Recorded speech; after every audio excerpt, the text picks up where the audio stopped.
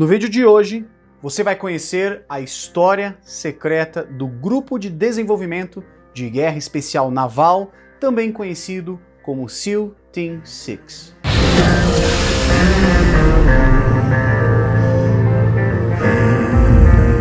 Depois que mais de 3.000 fuzileiros navais foram mortos na Batalha de Tarawa em novembro de 1943, ficou claro que os militares dos Estados Unidos precisavam de melhor inteligência pré-invasão. Naquele contexto surgem as unidades de demolição de combate naval e equipes de demolição subaquáticas, as famosas UDTs, que se tornariam os precursores dos SEALs de hoje.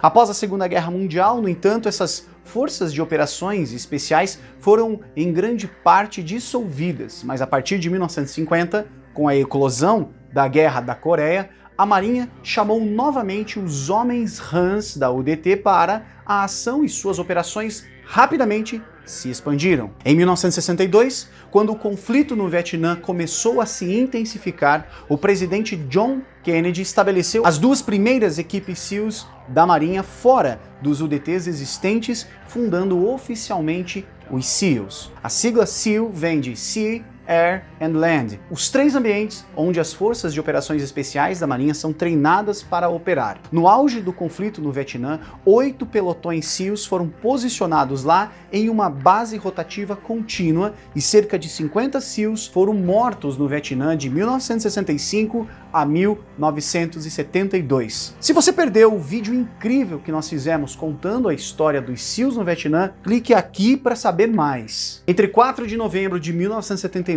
e 20 de janeiro de 1981, por 444 dias, 52 americanos foram mantidos como reféns depois que um grupo de estudantes iranianos assumiu o controle da Embaixada dos Estados Unidos em Teherã, no Irã.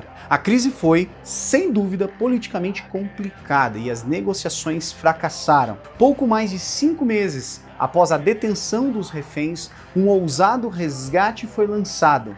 Em 24 de abril de 1980, os militares dos Estados Unidos partiram do USS Nimitz e do USS Coral Sea para lançar uma tentativa de resgate épica chamada de Operação Eagle Claw. Após a morte de 8 militares americanos, um civil iraniano e a destruição de 2 aeronaves, a missão foi um fracasso. Muito parecido com os desembarques sangrentos nas praias da Segunda Guerra Mundial, a Marinha estava empenhada em aprender também e evoluir o seu infortúnio.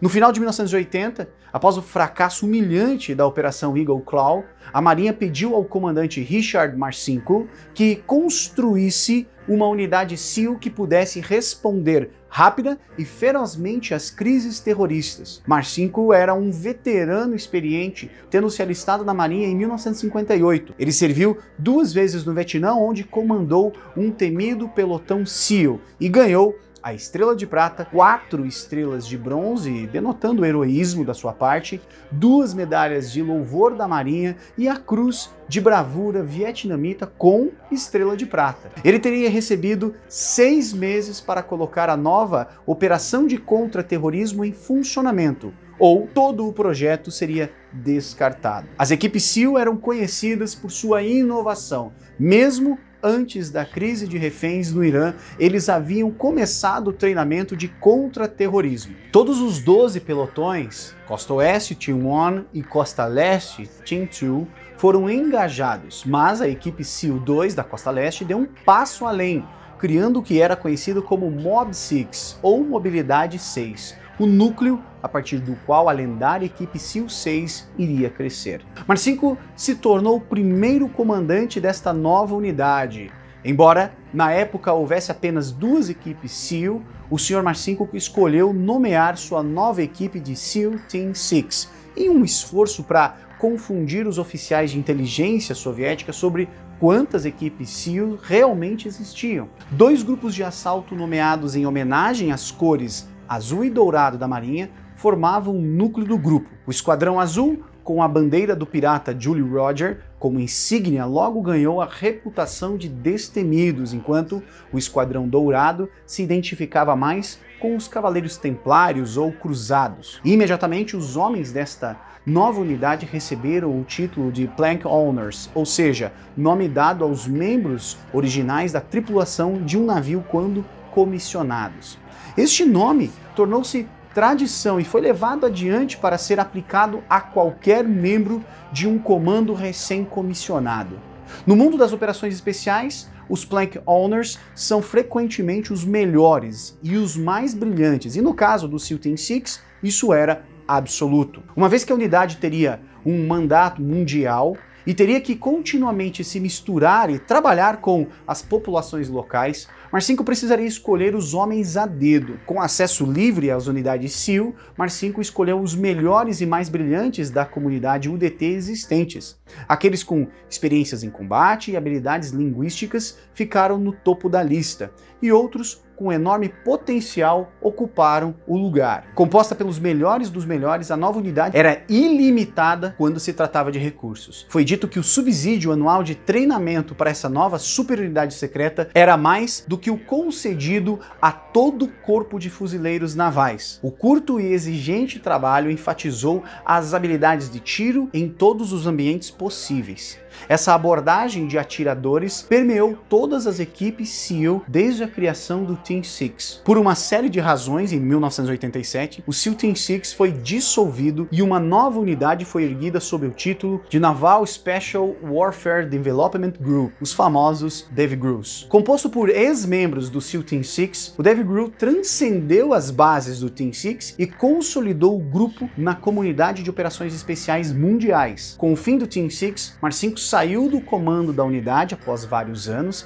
e ele formou outra unidade antiterrorista, desta vez na CIA, a chamada Red Cell, mas em 1990 ele foi condenado por fraude de contrato militar e cumpriu 15 meses de prisão. No início de 1990 também a Marinha supostamente interveio para renovar o antigo Team Six, atual DEVGRU, tanto na liderança quanto nas operações, transformando-a na força profissional e eficaz que é hoje. Publicamente, o SEAL Team Six praticamente não existe. Como Dick Couch e William Doyle escreveram no livro de 2014, Navy SEALs Your Untold Story, o Departamento de Defesa dos Estados Unidos quase nunca reconhece publicamente a existência do DEVGRU, o nome de capa do Team Six. Sua missão oficial é desenvolver novos equipamentos e táticas para a Organização Geral Navy SEAL, que também inclui 9 equipes não classificadas. Não oficialmente, entretanto, o SEAL Team Six realiza algumas das missões militares mais arriscadas, aquelas consideradas muito perigosas para as tropas convencionais. Desde os ataques terroristas de 11 de setembro, a equipe 6 e o restante dos SEALs da Marinha se viram desempenhando um papel mais ativo do que nunca, desde as regiões remotas e montanhosas do Afeganistão até as cidades devastadas pela guerra como Bagdá. Os SEALs, incluindo a equipe 6, realizam operações clandestinas de alto impacto que seriam impossíveis para as forças convencionais maiores. Eles também realizam reconhecimento no solo e coleta de inteligência antes de ataques planejados por essas forças maiores. Embora tradicionalmente os SEALs estivessem mais associados, pelo menos parcialmente, às missões aquáticas, eles têm a cultura de realizar missões em terra e no ar com tamanha eficiência. 3 operações bem-sucedidas nos últimos anos tiraram os SEALs e a equipe 6 em particular das sombras e as colocaram diretamente nos holofotes globais. Em abril de 2009, piratas somalis capturaram o capitão Richard Phillips do navio mercante Maersk Alabama e o mantiveram como refém dentro de um pequeno barco salva-vidas fechado. O contratorpedeiro americano USS Bainbridge estava rebocando o barco para águas mais calmas no Oceano Índico quando as negociações de resgate foram paralisadas e os 3 atiradores do SEAL Team Six no navio de guerra atiraram e mataram os 3 piratas que seguravam Phillips. Os detalhes do resgate que chegaram ao noticiário internacional e formaram a base de um grande filme de Hollywood, Capitão Phillips, foi estrelado por Tom Hanks. Os detalhes desta operação estão contidos nesse espetacular vídeo que nós fizemos sobre este evento. Clique aqui para saber mais sobre ele. Outra ação ocorreu em janeiro de 2012, quando os operadores do Team Six saltaram de paraquedas na Somália para salvar 2 reféns, a enfermeira humanitária americana Jessica Buchanan e seu colega dinamarquês Paul Thisted. E de longe, a operação do time 6 de maior perfil e o ataque operacional especial mais famoso da história militar foi a Operação Lança de Netuno, que terminou no assassinato do mentor da Al-Qaeda, Osama Bin Laden, em Abbottabad, Paquistão, em maio de 2011. A conclusão épica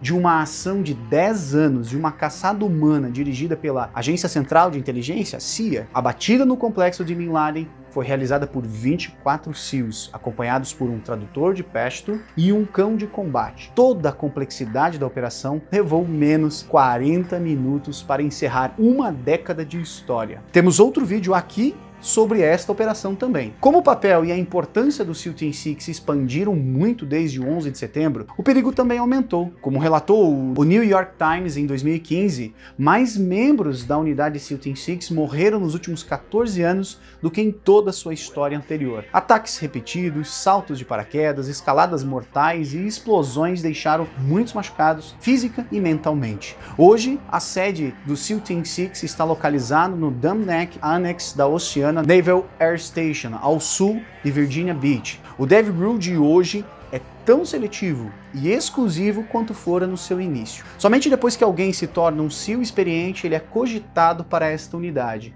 Por esse motivo é comum que os candidatos já estejam na casa dos 30 anos, o que representa um operador mais maduro e prudente. O DevGru apresenta um processo de triagem muito exigente. Somente aqueles que produziram uma excelente reputação para si próprios e estão em ótimas condições físicas podem tentar. Antes da seleção, os candidatos são entrevistados por um conselho muito exigente.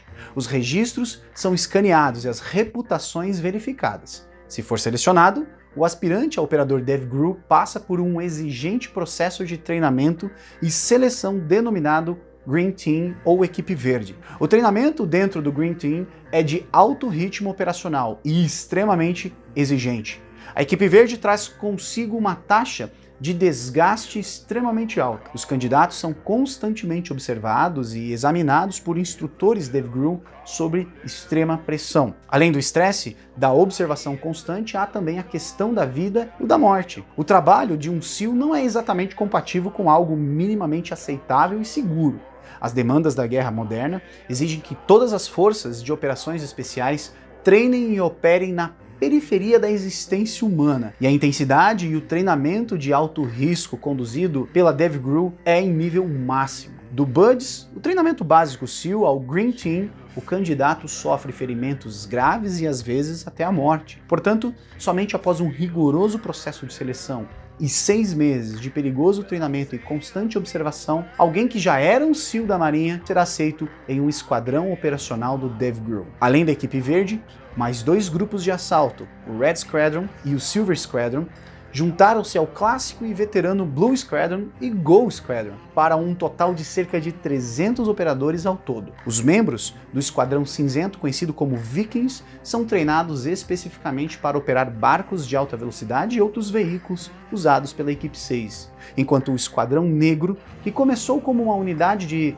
franco-atiradores da Equipe 6, assumiu a liderança na coleta de informações desde os ataques de 11 de setembro. As mulheres, que são excluídas do resto da Equipe 6, podem servir no Esquadrão Negro, que tem cerca de 100 membros estacionados em todo o mundo. E assim, o Team Six, ou DevGru, se destaca como atualmente a melhor equipe especial das forças de elite dos Estados Unidos. Antes de fechar esse vídeo, deixe aqui embaixo nos comentários a sua visão sobre esta e outras equipes e aproveite para se inscrever em nosso canal. Um grande abraço e até a próxima.